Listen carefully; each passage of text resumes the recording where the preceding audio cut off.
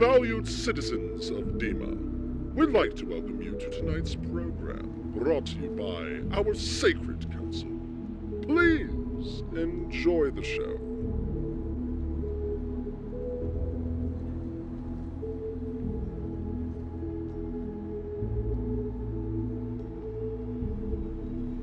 Hello everybody, I'm Spooky Bree and welcome back to what I have affectionately dubbed this bullshit.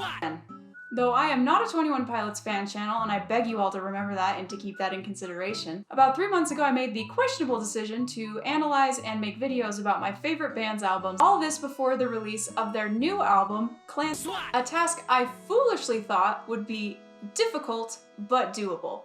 I have never been so wrong. I would probably say that me, a 27-year-old woman who has 2 part-time jobs, religious obligations, familial obligations, and a wedding, that I was probably biting off a bit more than I could chew. Now, as you can see, we have well past the release of Clancy, and though I am sure I've disappointed a handful of you, it was for my own good. Because after rifling through the black paint-soaked annals of Blurryface, I was met with the formidable lore-filled Mount Doom that is a tall task, to be sure, but don't worry, this Tarnish does not give up so easily. She's always willing to get back up on Torrent and get mollywopped by this tree sentinel. I've been playing Elden Ring. I'm very hot right now. Though I am not unprepared for this quest, I have been studying the Blade of Trench since 2018. I was there at Ground Zero. Yes, I was there. For the hiatus. But before we get into that, I would like to thank the wonderful sponsors of this video, the Sacred Municipality of Dima. Surely this video would not be possible if it wasn't for them, and I am saying this all of my own free will and volition. The ending of the Blurryface video wasn't cryptic just for the sake of ennui. Nope, that happened back in 2017. And that very video would continue to torment fans for the better part of a year. After the conclusion of Tour de Columbus in 2017, our favorite small beans decided to just vanish off the face of the earth, leaving that cryptic slice of banana cake in their wake. That's right, for a year, the boys had no tours, no festivals, no public appearances, though they were still winning awards, and no social media posts. There was no announcement of a breakup, and they had just... What am I trying to say? What am I doing? Why am I here? We seem to be experiencing interruptions. Please, remain seated in front of your screens. The issue will be resolved shortly.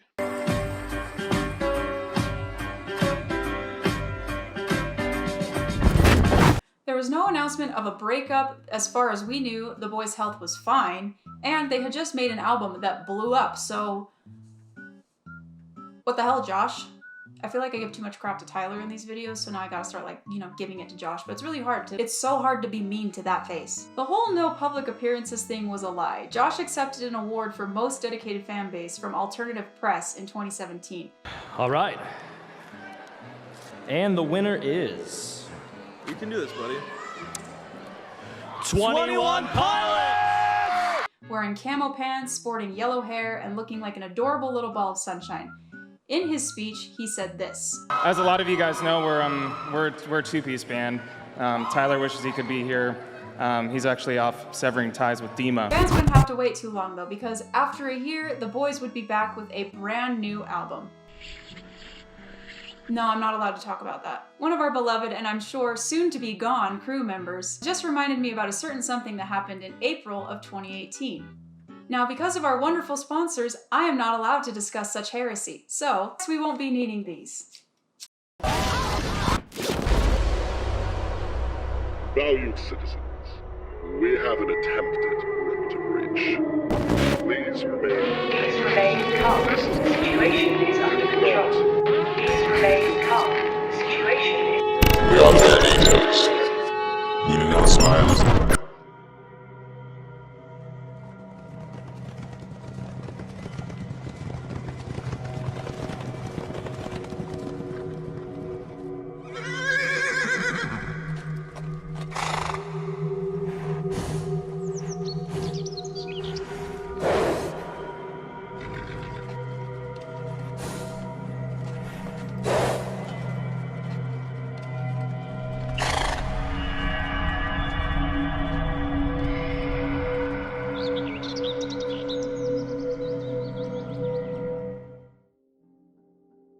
boy do I have a find for you guys. So recently I've been seeing a lot of theories saying that 21 Pilots are going to come back like April 13th, April 19th. So I was searching through the internet and I found something insanely interesting.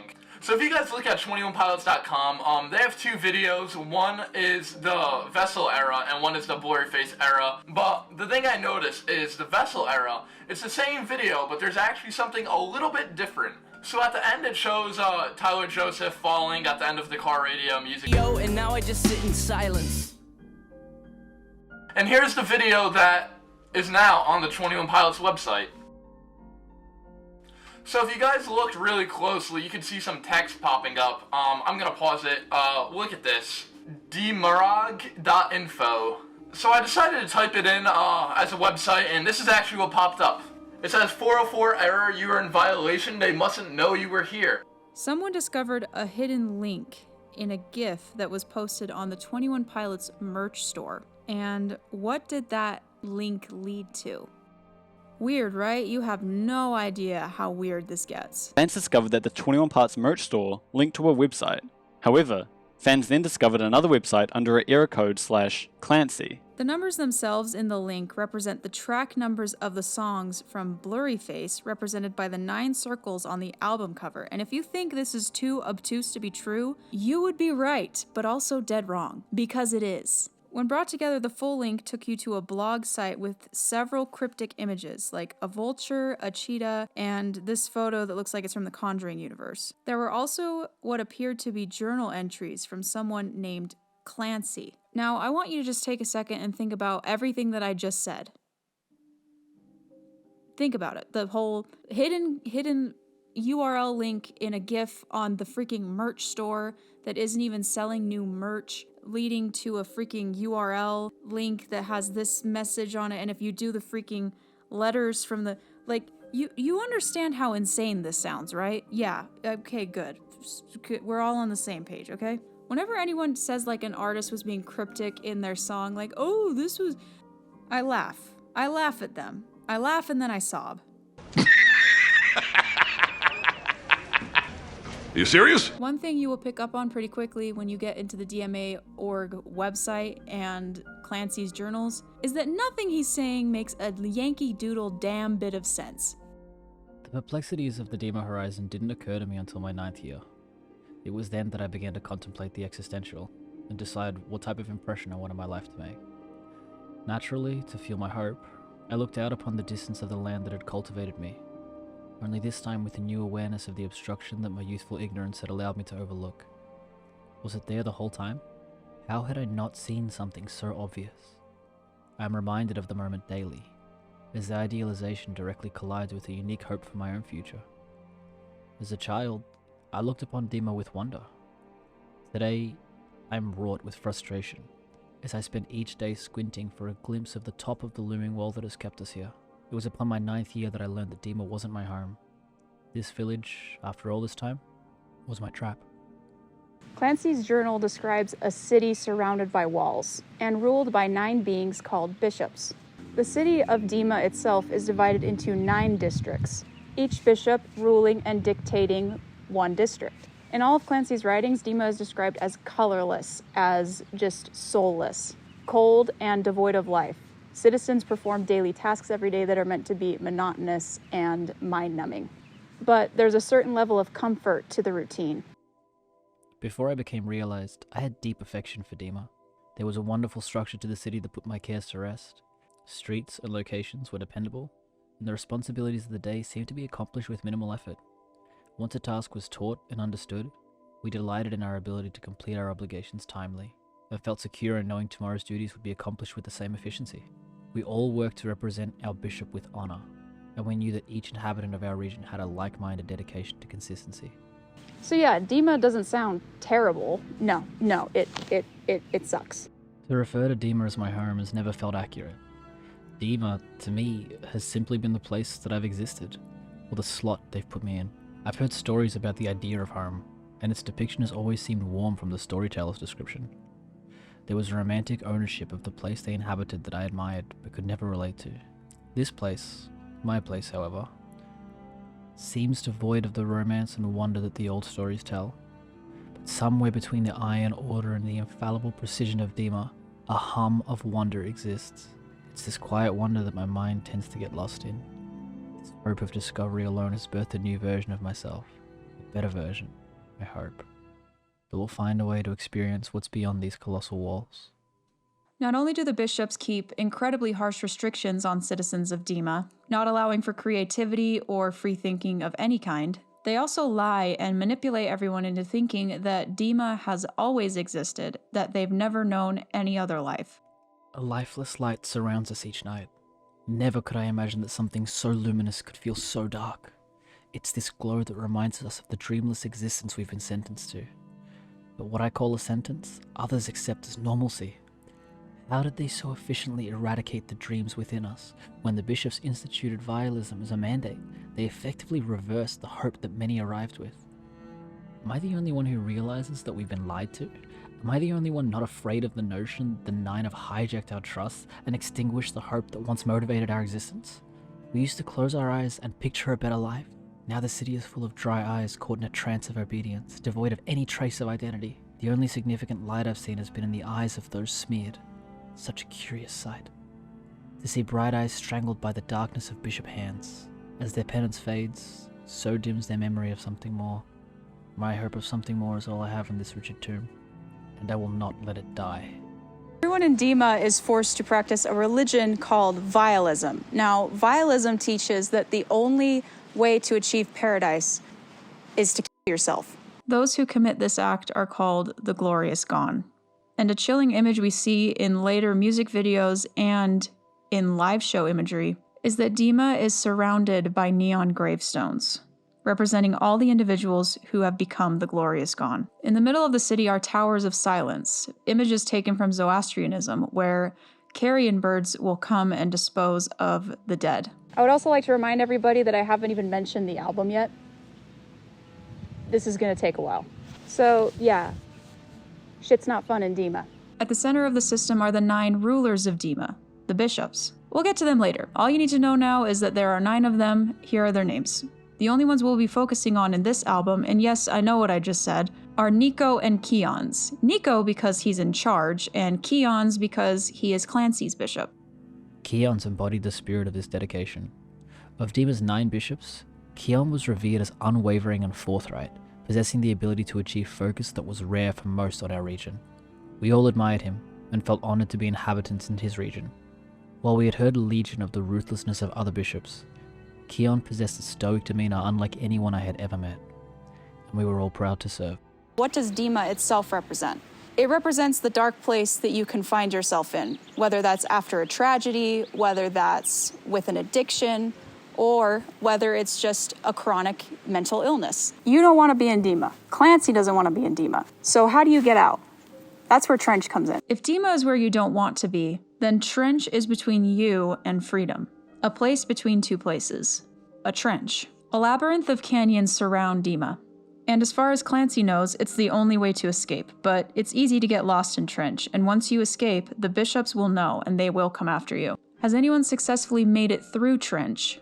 No one knows, because if they do, they don't come back.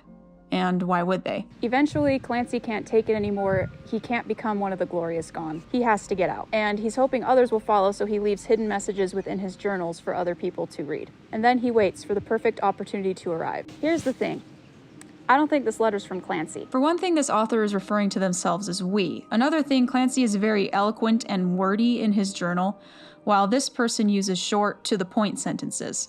Another thing is that when Clancy's journal is presented, it's always a white page with a tear in it, like it's been ripped out of a book. This one is black with no tear, almost like it's Xeroxed. So who wrote this letter detailing an escape attempt, but forged it so it looked like it was from Clancy? I'll never tell. 1 year since the last convocation was posted on July 6th, 2018, exactly 1 year after the hiatus began. And again, I would like to remind everybody, I haven't even gotten to the album yet. Nevertheless, this big diversion happens, and somehow, amid the chaos, Clancy escapes. I've made it out. I feel weightless. I know that place had always held me down, but for the first time, I can feel the beauty that I'd hoped for. It's been 3 nights now, and my breathing has changed. Slower and more full. It's like the air out here is worth taking in. I can see it back in the distance, and I'd be lying if I said that it wasn't constantly on my mind.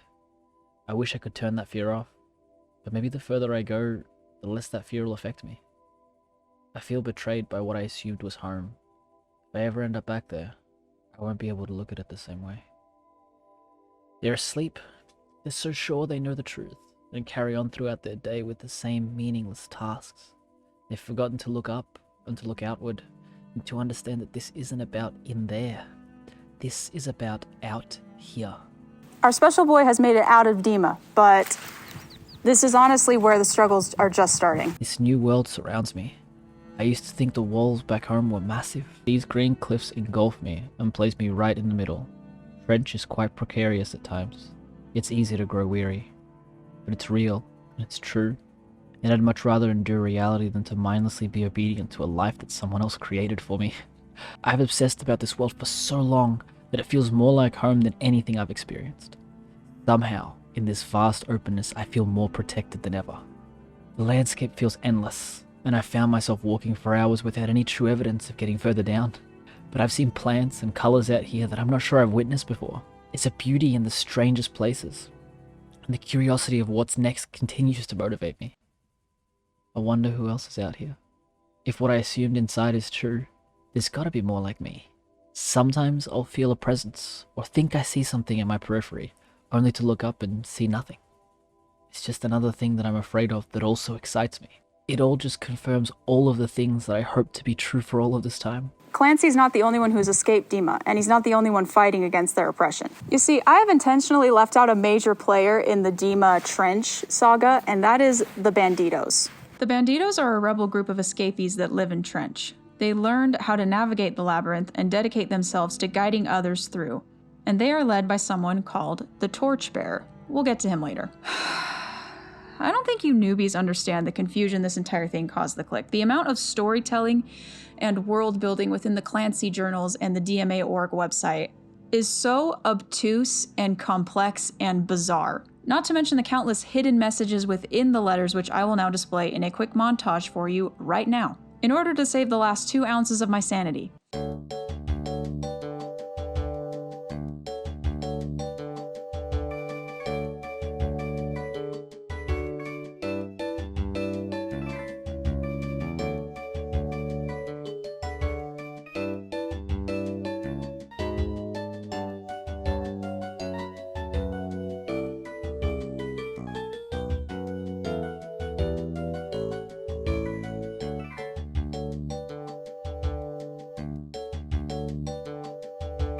Some clickies followed the DMA.org website from start to finish. Some had never even heard of it. Some thought it was fake, just a random ARG that some fan made up to confuse everybody and to throw everybody off, and honestly, it was kind of a dick move, and it wouldn't be that far off because there was this one guy that made fake posters and put them all over London.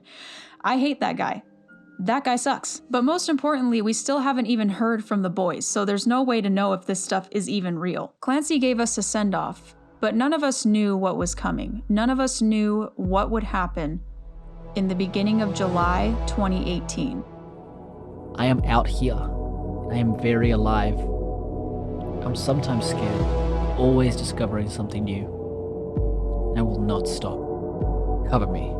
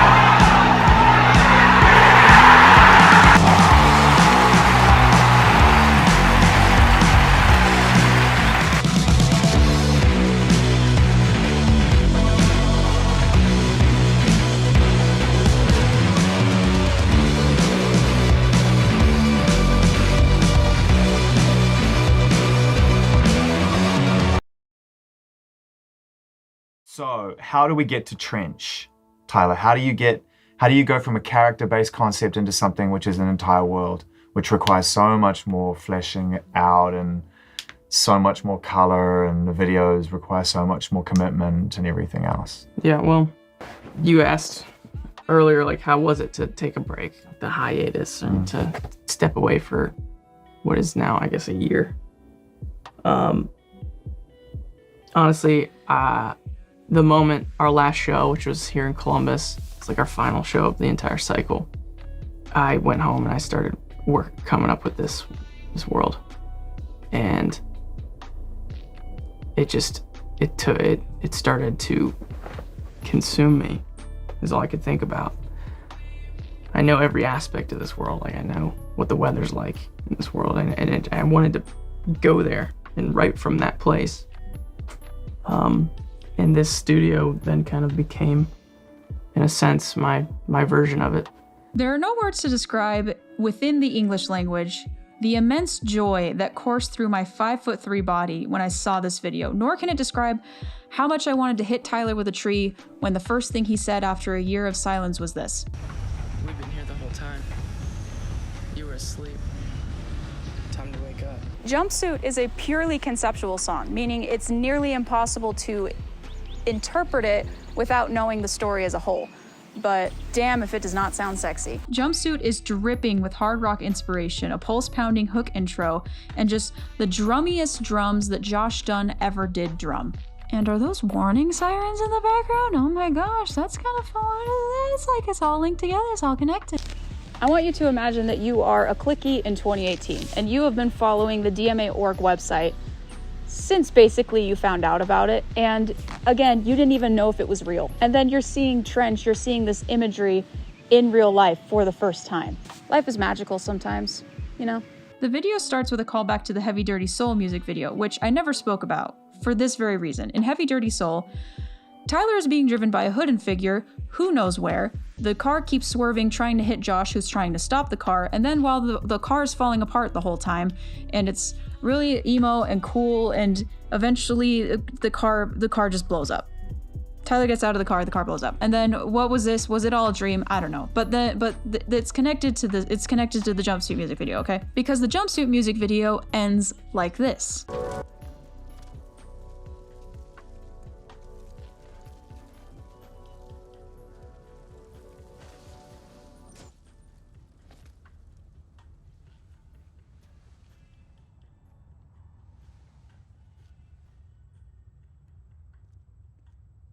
How does Jumpsuit start? Jumpsuit starts with Tyler waking up in a ravine.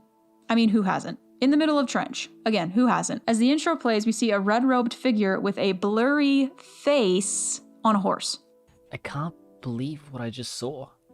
I'm still trying to understand.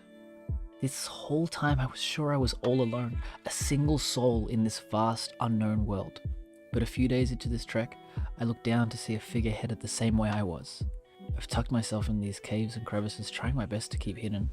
But he was out in the open, making his exhausted journey right down the middle of Trench. I was curious enough to follow alongside the path with him. He seemed unaffected by the fear of the unknown, the fear that tends to cripple me. To him, the terrain seemed familiar, as if he'd been out here before. The verse of Jumpsuit is surprisingly soft.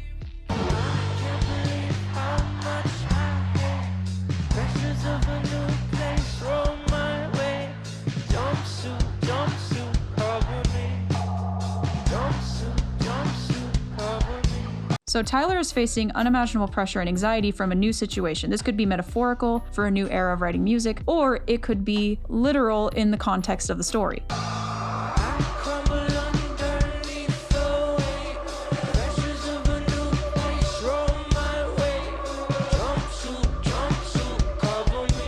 A jumpsuit is an important visual because it's a piece of clothing that covers your entire body. So Tyler is calling on something or someone to cover him, to protect him. And then we get the spicy riff again.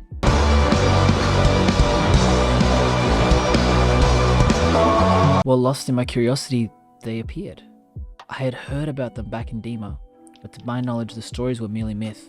10, 20, and then what seemed to be 100 banditos appeared up on the cliff, all looking down at him. He only stopped for a moment to look back up at them, and then continued on his way. His energy changed, and I wasn't sure if he was frightened or encouraged by their ominous presence. They warned him of what was about to come.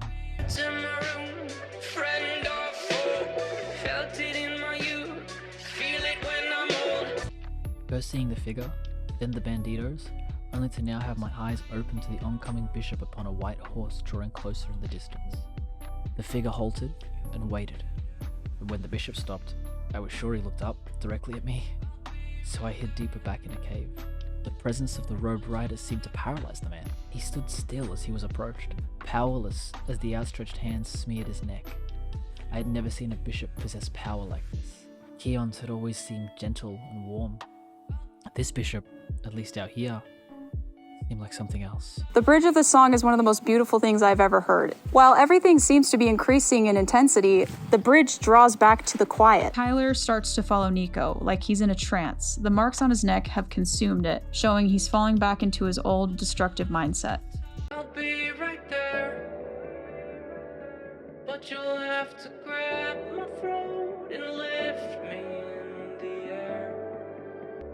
I'll stop my plans, but you'll have to tie me down and then break both my hands. If you need anyone. If you remember the symbolism of hands and neck from Blurry Face, you understand why Tyler says this. And then this happened. Now, yellow is an important color in Trench. Bishops can't see yellow, which is a really weird nod to the village. I don't know why. So the figures on the cliff, the banditos, throw yellow petals, which weaken Nico's hold on Tyler. It works as the black paint returns to just streaks, and then you feel the music build and build and build.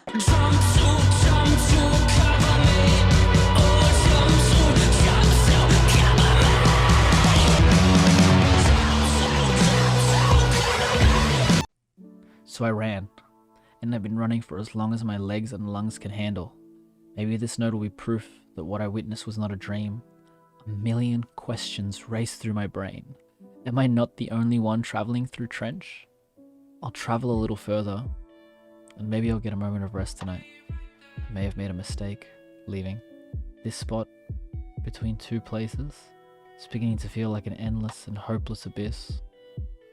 At least Dima is a place that I know, and at times like this, I miss a lot about what I know. This will all be much tougher than I imagined.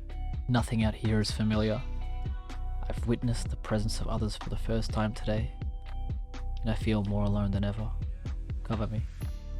With one last glance, Nico looks up at the cliffs as only one familiar-looking bandito remains. And then, with the conclusion of Jumpsuit, we see the announcement for the next full album, Trench. So let's start with one teeny tiny, itsy bitsy, massive clarification. Is Tyler Clancy? I know something you don't know.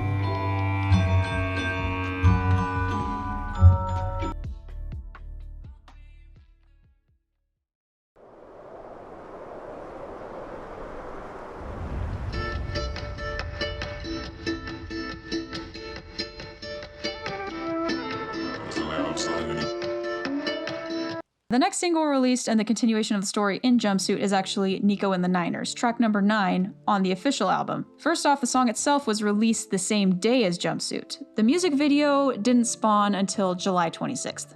The reggae-inspired ukulele intro is accompanied by a distorted audio that, played in reverse, says this.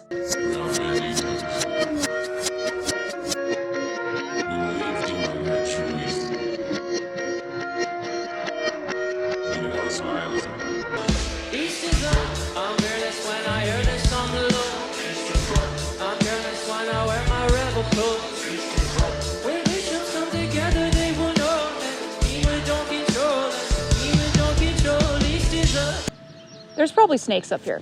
I'll have to be careful. Nico and the Niners is basically a hit piece against Dima. East is up, one of the secret messages in the letters. And we see Tyler within Dima in the video, which, yeah, Clancy was right, this place sucks. Tyler's already trying to escape again. Here he is picking up Easter eggs from past videos and packing. He's hitting the road. Meanwhile, the titular Nico and his Niners are performing a ritual to light up a neon gravestone, which is really, really awful when you remember what I said the neon gravestones represent. So, who are Nico and the Niners?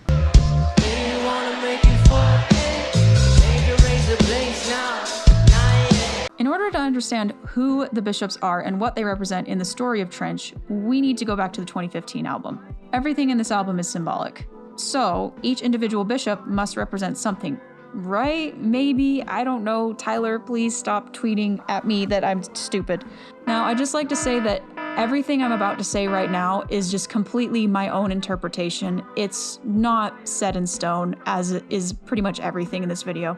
And I bet you're like, yeah, Spooky, how did you figure out that all the bishops represent something? That's probably bullshit. And it is. This whole thing is bullshit. Secondly, all of this is just my own interpretation, meaning it is completely wrong. Thirdly, I have this really rare and lucky trait reserved just for politicians and white upper middle class men.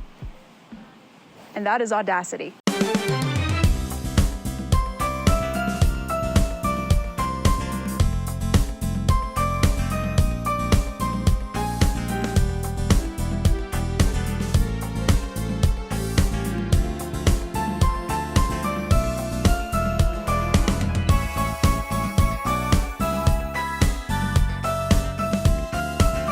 Fun question, who's your bishop?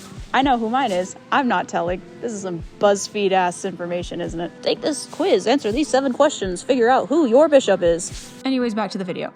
The bishop's ritual party is crashed by none other than the torchbearer leading a band of banditos. Try saying that 5 times fast, it was really hard for me. Guess who's the torchbearer? You'll never guess. No, I'm serious. You will never guess.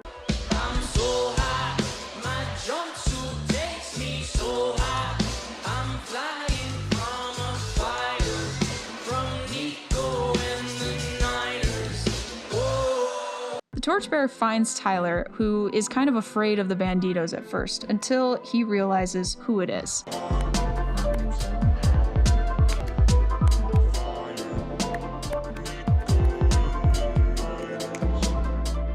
Again, life is just magical sometimes. Josh's presence within this song is heard throughout, not just in the drums. It's him singing the deep voice in the background, and it's him speaking at the beginning of the song in reverse. And I would just like to take a moment to appreciate, because a lot of people give credit to Tyler, especially when it comes to the Trench stuff, but they're completely forgetting that Josh was always there right beside him, helping him conceptualize and helping him create this world. And yeah, while most of it comes from Tyler, he would have never been able to do it without Josh. Much like everything else that they do, Josh is essential. There is no 21 Pilots without Josh. The bridge of this song is just the chorus reversed and Tyler rapping over it, laying out the plan to the banditos, because Tyler doesn't want to just escape Dima. He wants to destroy it. And then the bishops catch on to all the chicanery, but it's too late. Tyler escapes with Josh and the banditos, heading straight back into Trench as they cover him in yellow duct tape.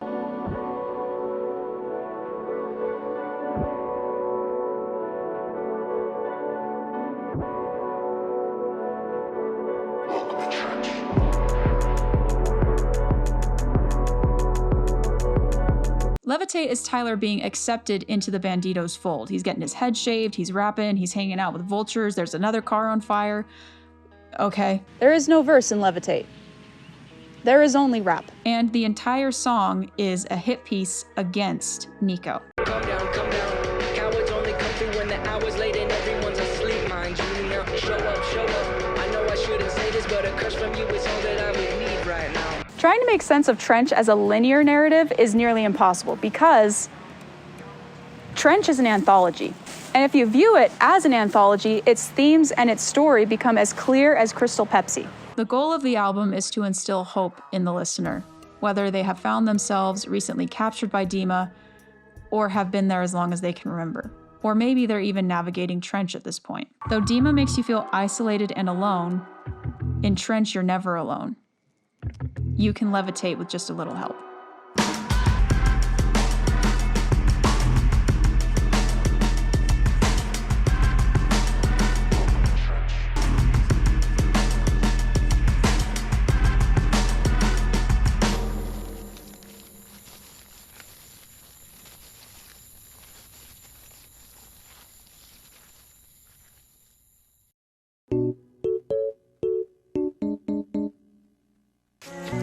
We just woke up like 20 minutes ago.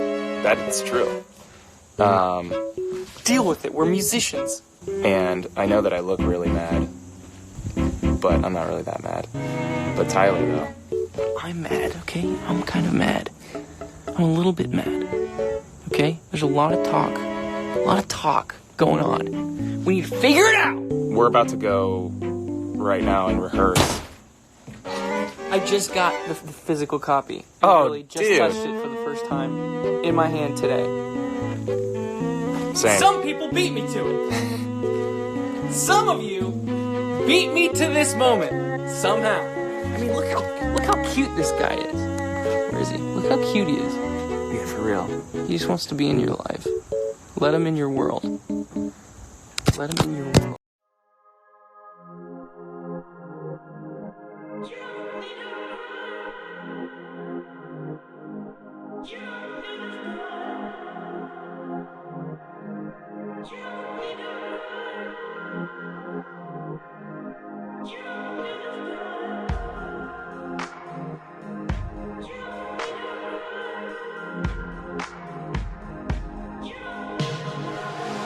Human beings are social animals, despite what a bunch of lifestyle influencers and podcasters want to tell you. We need people. Even in caveman days, we had packs, we had tribes. We relied on each other for food, for warmth, for safety. And whether that was just some natural evolutionary thing or some higher power installed it in us like a 30 gigabyte update, we need love, we need companionship, whether that's familial, romantic, and or platonic. Like the Banditos are there to guide us through Trench, our connections and our relationships are there to help us as well. For Tyler, the Banditos are his wife, his family, Josh, and the clique. They give us support in our darkest moments, and for me, I know that's been true. And no one has offered me help in Trench more than my blood. This song is a tribute to the boys' siblings. Many of them have made appearances in multiple videos with the boys. Shout out to Jordan, who recently popped up in Midwest Indigo. What's up? My blood is dedicated to family, thanking them for always being there and promising to do the same. When everyone you thought you knew deserts your fight, I'll go with you. You're facing down a dark hall, I'll grab my light and go with you, go with you. The song sonically is very unique, veering into the alternative indie sound like MGMT or Foster the People. It's got a gentle backing track, punchy yet steady drums, and a sexy bass line that just kicks you straight into Valhalla. Surrounded and up against the wall, I'll shred them all and go with you. Through several lyrics and metaphors, Tyler displays the love he has for his siblings, and one that I echo for my own. I actually use the chorus of the song to tell me when my siblings are calling me because of Tyler's sweet falsetto pipes. Stay with me, no, you don't need to run. Stay with me, my blood, you don't need to run. Tyler also has this to say about the verse. You could wrap it up and say it's about family, but more specifically, there's a story that when I was younger, I had some older cousins that lived in Michigan. There was a story where the younger brother of my cousins was kind of a loudmouth, got into a lot of trouble, and his older brother, who also played football with him, was much more quiet. The younger cousin was running his mouth so much that the rival high school football team showed up to his house. So in this song, I talk about people at the end of your driveway calling out your name. It's in reference to the story because what happened is the older cousin, who was always very quiet, kept to himself. No one knew that he was a black belt. And he went out to the end of the driveway and he took care of business. And so that story always stuck with me. Defending your family, sticking up for them. I was thinking about if I were in that position, if I had to go defend my family, I realized I would probably need a weapon. So I'm gonna introduce a bat into the story, because my soft hands probably wouldn't be able to punch anyone square in the face. My Blood is a great song, one of my personal favorites of the album. The music video, okay, so My Blood is the first instance of what we're gonna call adjacent lore. It's not connected to the story of Trench, but it introduces themes or concepts that are in Trench, okay? Does that make sense? It will, I promise. Go watch the music video for My Blood and then go watch Navigating. It will make sense. My Blood is a great tribute to family, but there's another kind of connection that can help us in Trench, one that very few people actually experience, even those who find themselves with a significant other.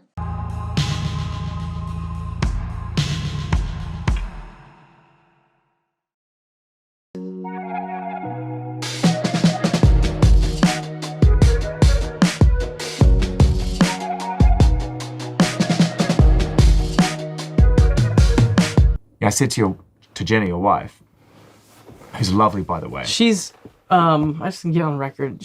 Can I talk about her for a second? 100%. Okay. Starting this career felt like I was standing at the edge of an ocean and I was given some supplies and they were like, okay, make a boat.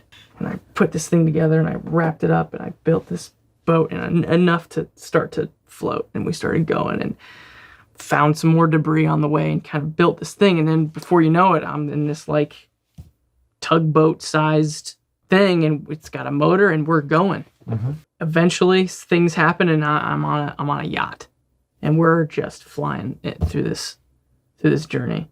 And all the while, I think that some people would assume that my significant other in the process is in a smaller boat next to me, waiting for this boat to inevitably either wreck or run out of fuel. And when it does, I hop onto hers and we head off into the sunset. When actually what's happening is, in relation to who she is to me, I've built this little tugboat thing. That's about as big as it ever got. And she is waiting for me to run out of gas in a cruise ship.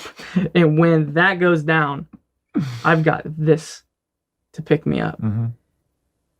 It's just a really weird way of saying that she's the best thing I've accomplished. Mm. And I can't wait to just lean on her and let her. Oof.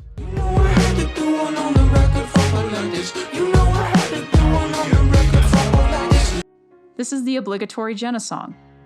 It's a bop. Tyler has always said he finds the concept of love songs to be derivative. They're a dime a dozen, and I'm pretty sure it's like 90% of all music ever written is about love. But that's not gonna stop Ty Joe from declaring how much he loves his wife. For you, I go write a slick song just to show you the world. For you, I know they think it's messed up to sell out for your girl.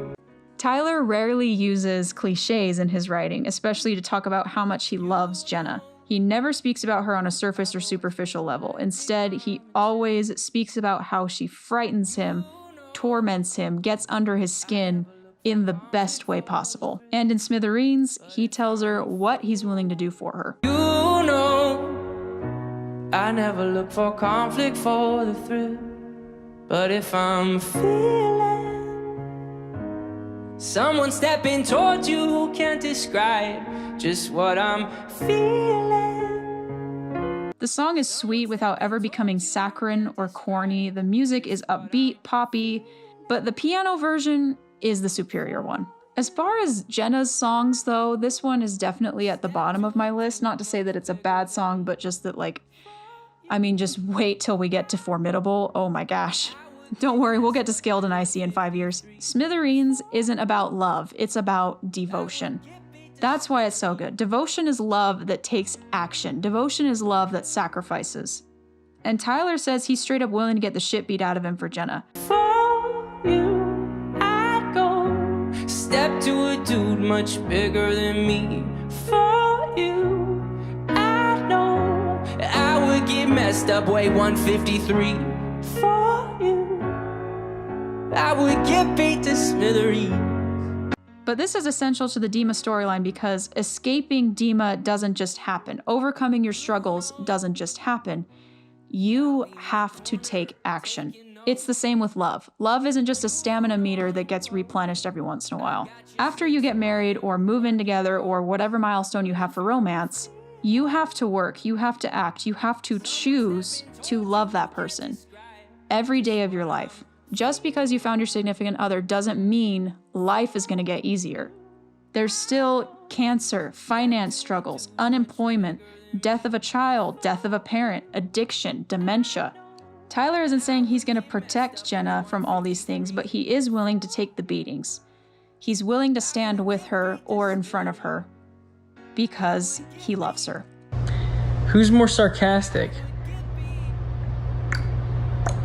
I mean, my job is to make. I'm done.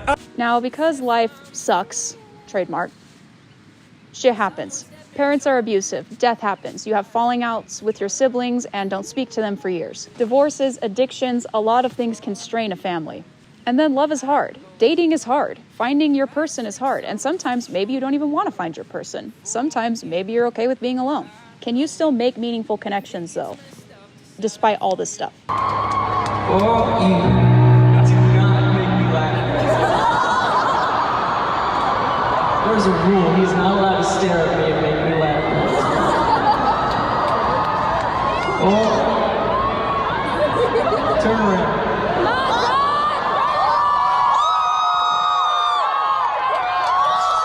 Yes. And that's where the hype comes in.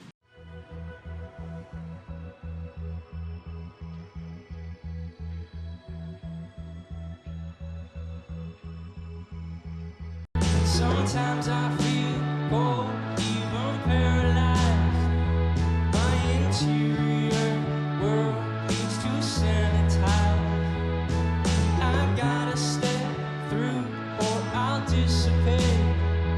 I'll record my step through for my basement tapes. While the first verse touches on the struggles of the interior world, which is mainly the world of Trench, the second verse focuses on the exterior world. Anxiety and insecurity are a major theme in both Blurryface and Trench. They are internal emotions linked to external things, how we perceive our reality and what reality actually is. We perceive a threat when really that guy at Chick-fil-A has no idea how close he's standing to you because he's on Reddit or something, or I don't know. We perceive a friend as angry with us when really they're just cold and aloof because they had a bad day at work, they had a fight with a sibling, or they can't freaking kill the tree sentinel in Elden Ring. You perceive you'll be alone forever because you can't get a second date. Because maybe we are at our most attractive when we're comfortable, and maybe dating and first dates and meeting new people is literally our version of a Saw torture trap.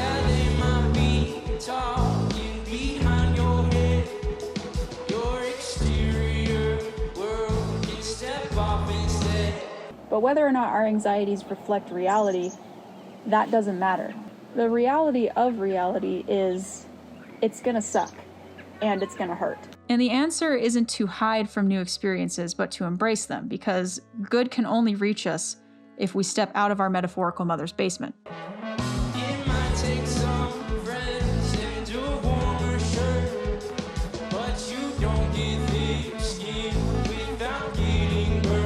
And Tyler and Josh promise that you will never have to do that alone because your kind is going to be by your side.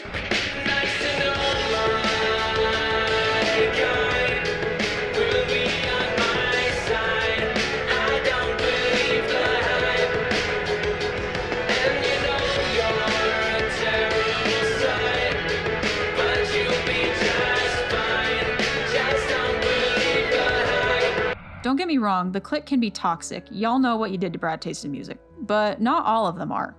Everyone at every 21 Pilots show I've met has spoken to me like I've known them my entire life. I still have a yellow flower some random cliquie gave me at a Bandito show. I have never felt unsafe at one of their shows, never felt in danger of being trampled or assaulted or whatever, because they just nurture this environment of safety and connection that I rarely get anywhere else. Whether you have a positive relationship with your family or not, whether you are in or want or don't want a relationship, We need connection, and you can find that through friendship with other people. Whether that's a coworker, a neighbor, or some homie you met on Pinterest who lives 2 states away. Shout out to you, Tammy. Also, hi Naf and K, I haven't forgot about you guys, or Ella, or Cheyenne, or Mari. Hi guys, I love you all too. Connection helps us through Trench, and that's represented with the Banditos. For Tyler, the Banditos are his family, his inner circle, Jenna, Josh, the clique, and sure, let's throw Mark in there too. But there's more to Trench, more to navigate, more to create. These segues are getting better and better, aren't they?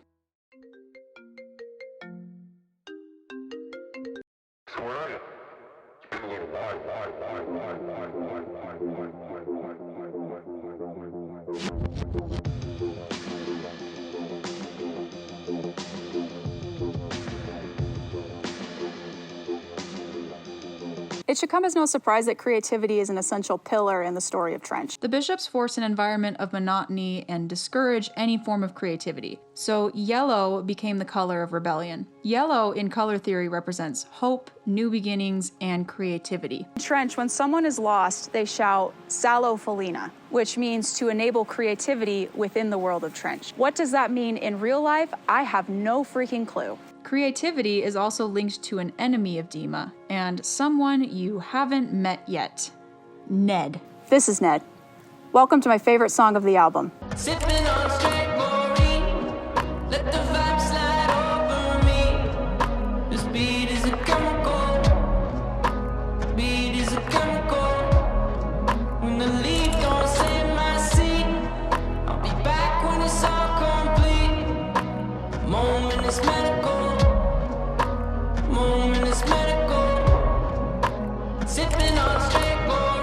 When it first came out, Chlorine was the most confusing song on the album. Since then, we've had plenty of interviews and more substance to learn that the song is about Tyler's relationship with his own creativity. Chlorine, when used in small doses, is a cleansing agent, but in high quantities, it's incredibly toxic. The same can be said for Tyler's creative process. Loving what I'm tasting. Ooh. Venom on my tongue. Depending at times, poisonous vibration. Ooh, held my body run. Tyler, both in the world of Trench and outside of it, feels like he relies on creativity for his own survival. I'm running for my life, running for my life, running for my. The second verse talks more about Tyler's relationship with creativity. In the world of Trench, its use of rebellion against Dima and the bishops, and its tendency to also cause harm while helping him. Fall out of formation. Ooh, I plan my escape from walls they confine. Rebel red carnation.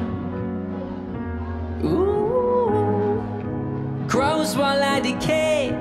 The bridge, however, is more about Tyler's relationship with creation in the real world. He writes about things that he struggles with, things that scare him. And while it started out as therapeutic, he's very conflicted now because it's a full-time job. Much like My Blood, the music video for Chlorine is adjacent lore. It introduces us to a main player in the Dima storyline, Ned. I can't decide if Ned is cute or creepy. I don't know. I thought it was like the Baby Yoda scenario where I'm like, I don't know if that's cute or creepy, and then it slowly became cute. But Ned, I just can't figure it out. Is it cute or is he the scariest thing I've ever seen? Ned represents Tyler's creativity. Throughout the video, Tyler and Josh try to coax Ned into swimming in a pool, much like this one. Absolutely positively disgusting. At one point, getting Ned to come out was really easy.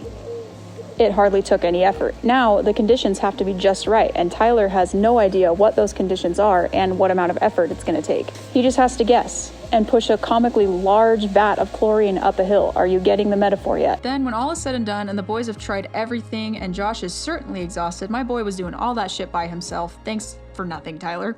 Ned jumps in, and Tyler has a talk with his creativity.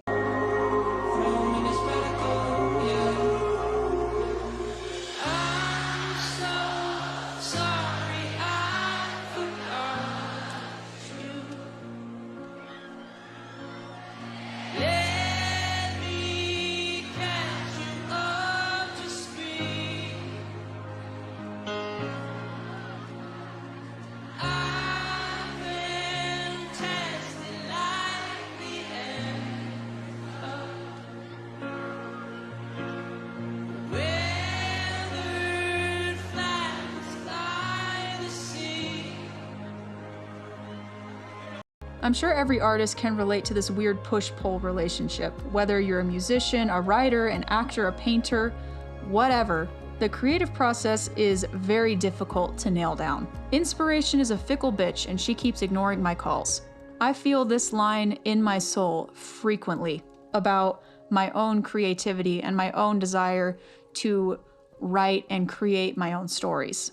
I despise you sometimes, I love to hate the fight, and you in my life is like sipping on straight chlorine. And Tyler's creativity responds in one of the greatest outros ever written in any song ever. I'm dead serious, please. You can fight me on it. I will draw blood.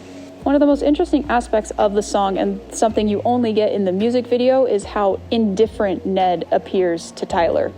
He honestly couldn't give less of a shit that he's there, focusing all his attention on the pool and not the process. I want to be a writer. I want to tell stories that will stick with people, like the stories that I've grown up hearing, like how Trench has stuck with me. The problem is, I hate writing 80% of the time, but if I ever stop, I will probably end up doing a gainer off a bypass at cheetah speeds.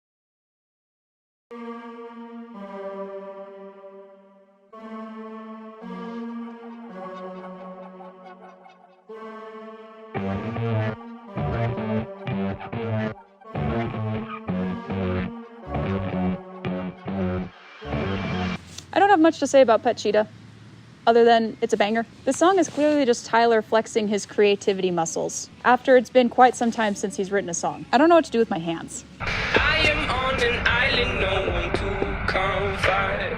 8 days straight, 8 hours each and not one line. Funny enough, that's how this video project got started in the first place. I was actually supposed to release this video back in October of last year during the 5-year anniversary of Trench, but I realized that if I was going to talk about Trench, I had to talk about Vessel and Blurry Face, and it just kind of became this really overwhelming thing. And honestly, at the time, I thought nobody would care. Look at me, I'm not freaking Anthony Smosh or Unclothed Jacob. Like, if I sat here and talked about music for 45 minutes, no one would care. So why did I pick up this project again? Well, because I was stuck. In a lot of ways, but I'm just going to stick with creatively, I was really stuck. I was getting frustrated because I couldn't finish anything. Nothing seemed to be good enough to post or publish or show a beta reader. My original work was just getting rewritten over and over and over again, and I was never satisfied with it. And then there was just this pressure that I was wasting time that I didn't even really have because I wasn't making money off of anything. I wasn't making money off of YouTube, I wasn't making money off of my writing, so why did I feel like I was wasting time and that there was just this giant ticking clock hanging over my head, and when it reaches 0, I'm just gonna get decapitated? When creating something, I think that people would assume that the pressure of, making another record to follow, kind of something that was considered a big moment for us in our career, would be the pressure, when really it's the tiny comments that I think about. Like when someone, like a friend's mom says, I love your last record. I could just press play and listen to the whole thing as I worked out. Something tiny like that when I'm working on a song will all of a sudden, like, wait, can they work out to this? It's the tiny little comments about the music and the decisions made in it that if I let too much of that in, it can completely affect whether I turn left or right. Then these goofballs announced that there was a new album. Typically, they release an album every 3 years. There goes a bead of sweat. So I knew one was coming in 2024, but I didn't know when. And then when I found out it was going to be the conclusion of the Trench storyline, I just thought, why don't I do something I've never done before? up slow. I don't wanna stop time. I'll sit here till I find the problem. I realized in order to discuss Trench, I'd have to touch on Blurry Face and Vessel, but I just realized there was so much to them that I wanted to talk about. I said, F it, let's do 5 videos. I've got a pet cheetah down in my basement. I've raised him and paid them and named him Jason Statham. I've trained him to make me these beats. Now my pet cheetah's quicker and astuter than on his feet. And you know what? I have never had so much fun making anything. The amount of creativity I've delved into in the Vessel video alone, things that I'd never done before, like the editing and stuff, it was so much fun. And sure, I had to fight Warner Music Group multiple times in a back alley just to get it posted. But even that made it so much better when I finally did. There's some things in those videos where looking back, of course I would change them. Of course, some things that I would try to do better. But I'm very proud of those. And I get Pet Cheetah now.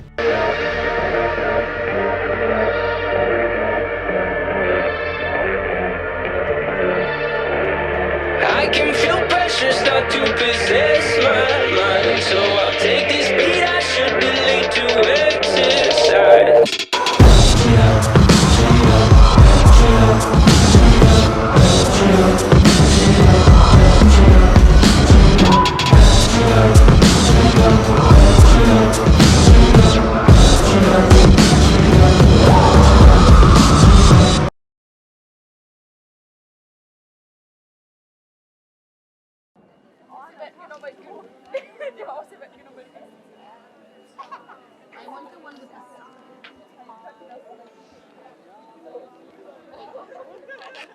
We're from Croatia, Pula, in Croatia. 10 hours by bus, right? Yeah.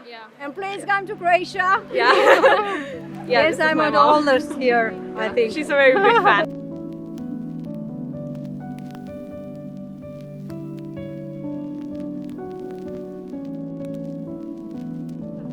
We're all listening to music and playing cards and having a lot of fun. It's very nice to be surrounded by people who like the same thing as you. Well, we bought a bunch of tape and just Giving it around. Yeah, helping others who don't have it and stuff. I went around the crowd earlier asking everyone if they wanted to sign it, but I didn't get everyone yet, but this is what we got so far.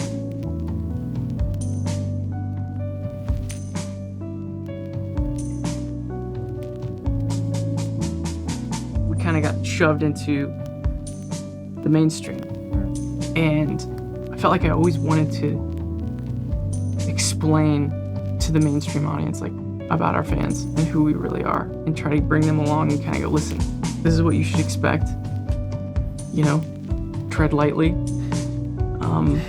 but we're powerful, and these kids have something to say, and they're worth listening to.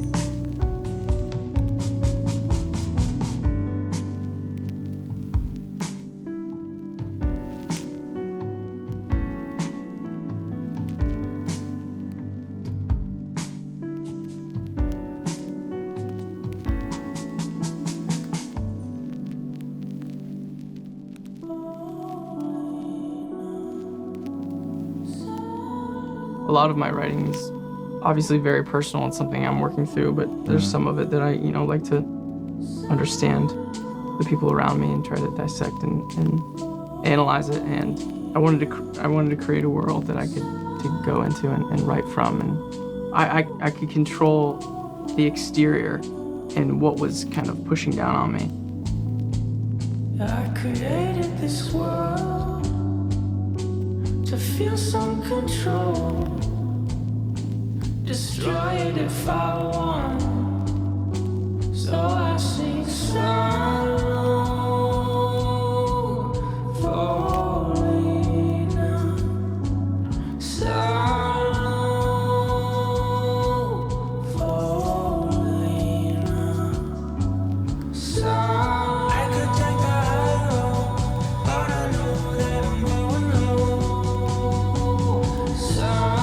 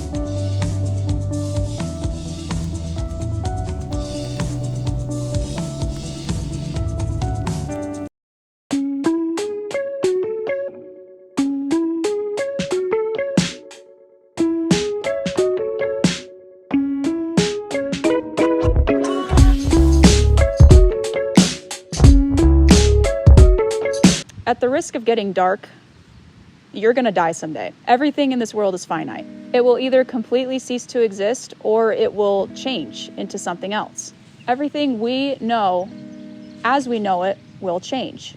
So, what do you do? The philosopher Ernest Becker wrote a book called The Denial of Death. It's a pretty heavy read, but it's also really funny. But in it, he says, "The irony of man's condition is that the deepest need is to be free of the anxiety of death and annihilation. But it is life itself which awakens it, so we must shrink from being fully alive." Keon's is the most complicated of all the bishops because he's the only one that isn't outright evil and is even actually very kind. Much like death itself, death isn't evil. Death just happens. And death, much like in Vessel, is one of the core themes of Trench. To deny our own mortality or to even treat it with so little care and attention is detrimental to our existence. That is definitely a rattlesnake.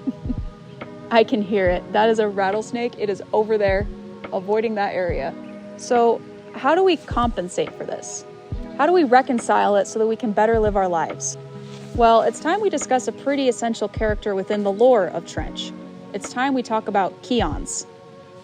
It's time we talk about death. Can't stop thinking about if and when I died for it. Now I see that if and when are truly different cries for it. If is purely panic, and when is solemn sorrow. And one invades today, while the other spies tomorrow. Tyler talks about the different attitudes we have towards death in the beginning of the song. The if and when. If is panic. If is, what if I die? If invades your thoughts. If makes you stumble, panic, and hold yourself back from living. When, however, waits patiently. That is Keons. Keons is when. A solemn sorrow, an acceptance that yes, death is inevitable, and it happens to all of us. We're surrounded, we're hounded. There's no above or under or around it. For above is blind belief, and under is sword is sleep, and around is scientific miracle is pick above and sleep. The chorus of Morph is sung in falsetto and baritone, switching back and forth between the two.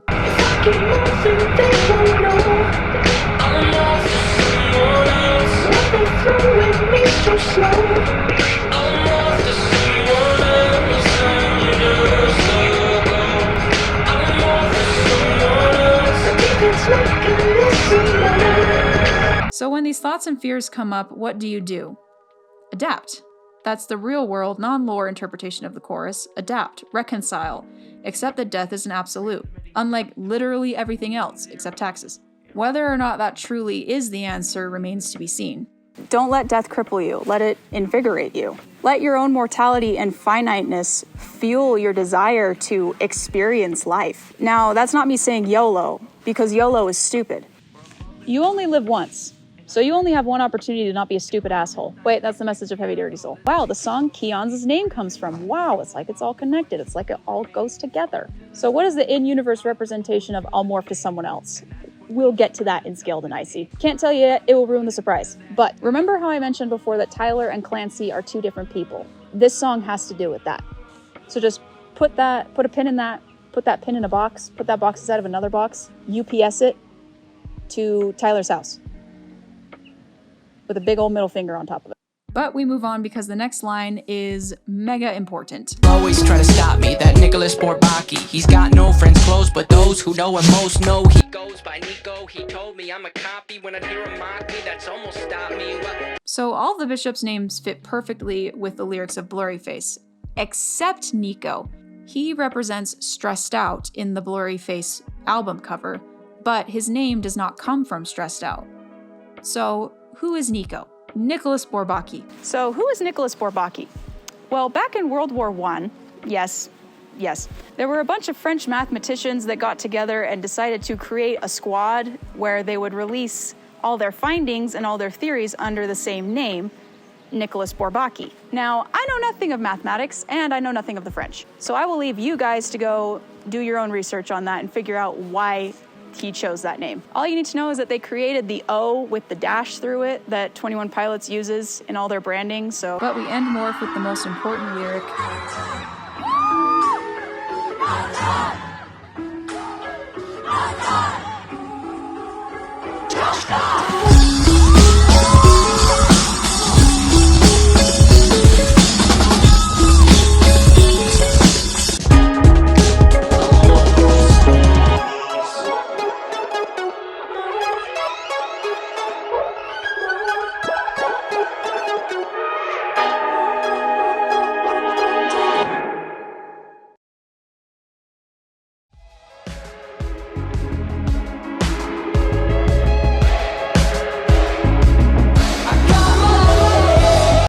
Lip is a strange song for me. Originally, when the album was released, it was my skip track. I didn't hate it, but I didn't vibe with it like the others, which, ironically, Tyler says Cut My Lip is his favorite song, at least on this album.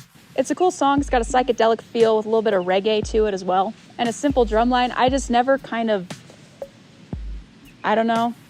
This was a hard song to place. Let's just be real. Because it can apply to other categories, with the bridge being about your people. I don't mind at all. Lean on my pride. Lean on my pride. I'm a lion. But it also can relate to creativity, with Tyler using the same phrasing and imagery from Chlorine. Rest around the rim. Drink it anyway.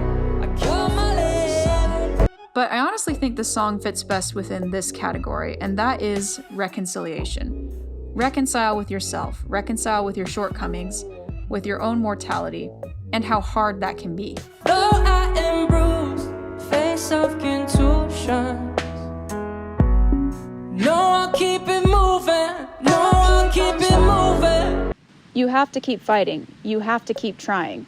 No matter how many times you fail, no matter how many times you relapse or backslide, you have to keep fighting, because what else is there?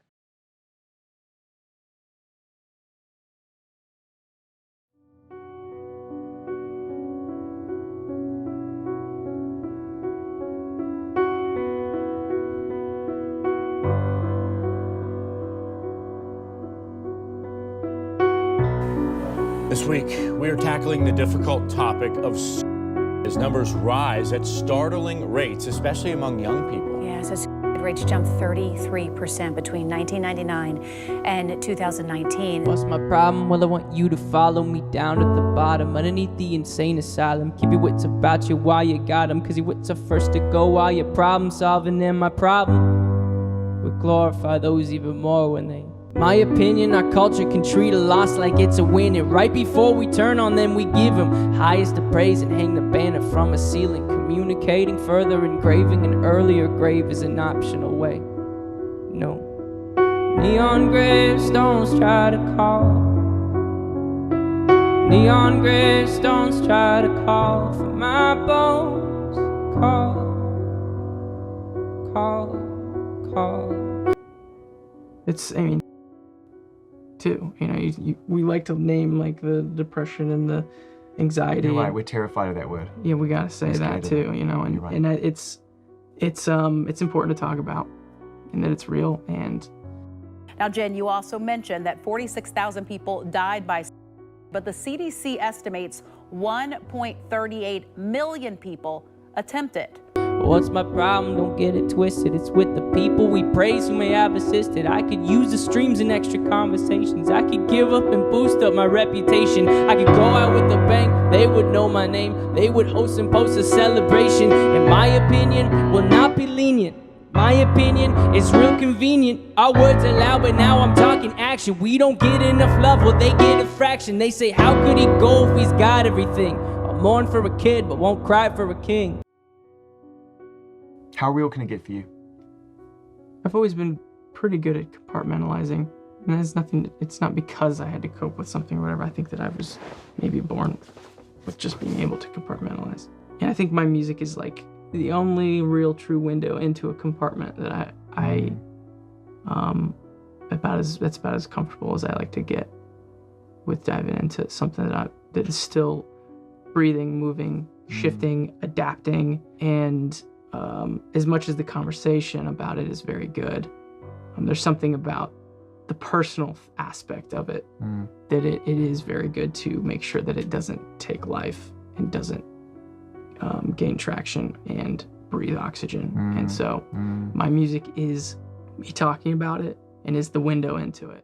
Promise me this, if I lose to myself, you won't mourn a day, you move on to someone else. Promise me this, if I lose to myself, you won't mourn a day, you move on to someone else.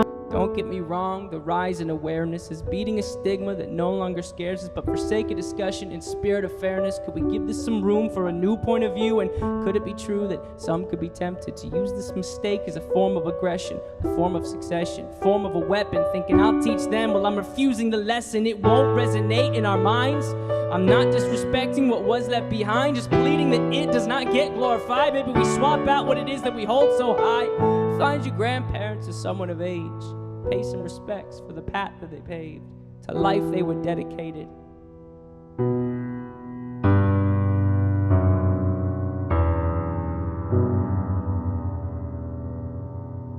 Now that should be celebrated.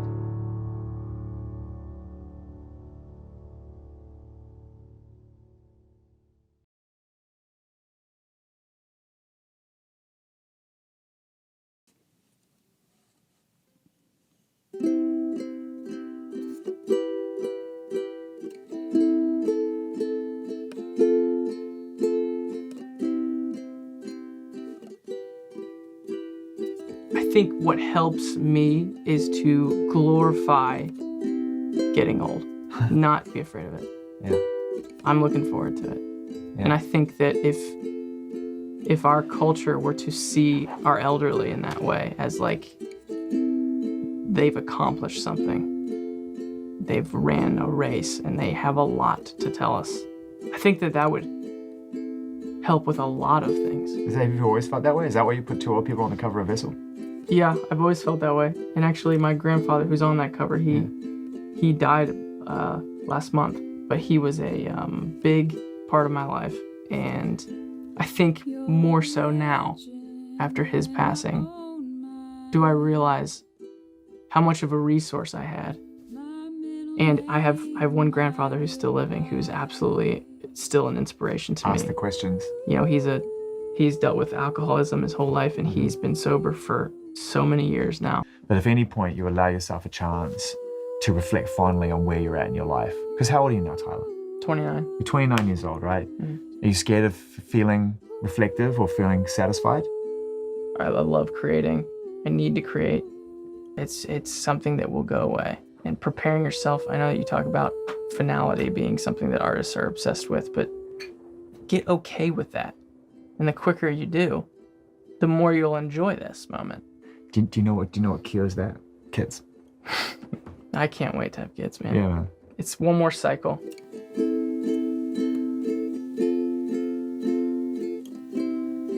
And the day that it happened, I recorded this last bit. I look forward to having a lunch with you again.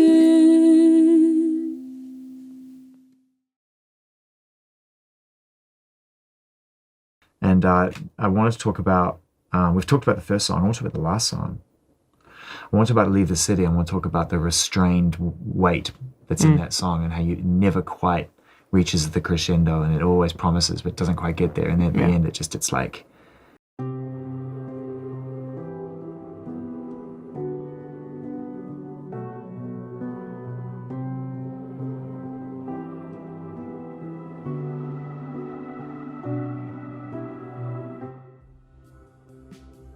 I mean, you tell me what the last word on the album is. The last words. There's a isolated sentence. They know what I mean. Yeah. They know what I mean. That song, not only is it inside of the narrative, but in that narrative, I know that I needed to leave somewhere and start this journey and this point in between two places that a lot of us can find ourselves in, whatever version of that fits into your life. We're always trying to dance in between those two places. How do we get there?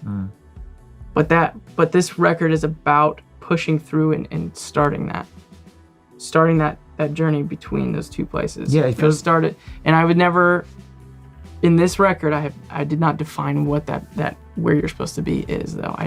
There's no name for it. That's not defined, and that was intentional to be a part of this process. I knew this record was about getting up and starting that, and I'm not gonna find that thing in this record yet. And that's what the song Leave the City does. It gets you there, and then it doesn't. Kind of drops you off and like, okay.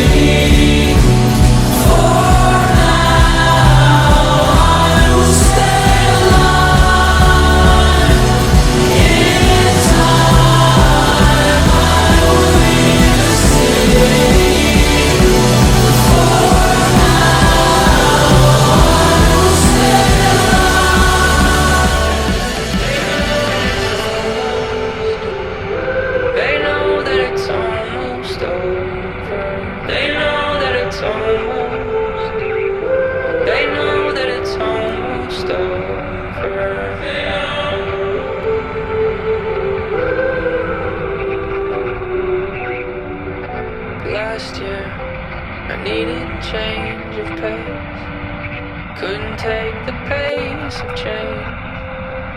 Moving hastily. But this year, though I'm far from home, entrenched, I'm not alone. These faces facing me, they know.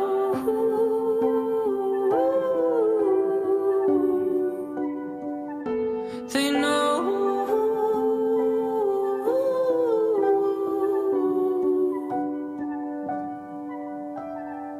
what I mean.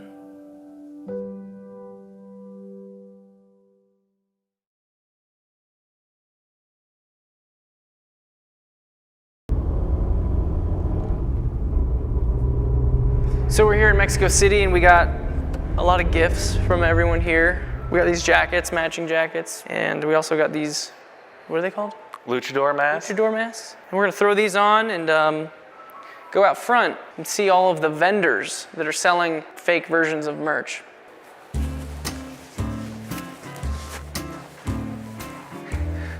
Great. You got a lot of things going on yours. Down like that. Oh yeah. Wow. Oh, this is cool. These are cool. Very cool. Yeah, okay. Gracias. All right. We gotta go. Adios. Thank you. Thank you.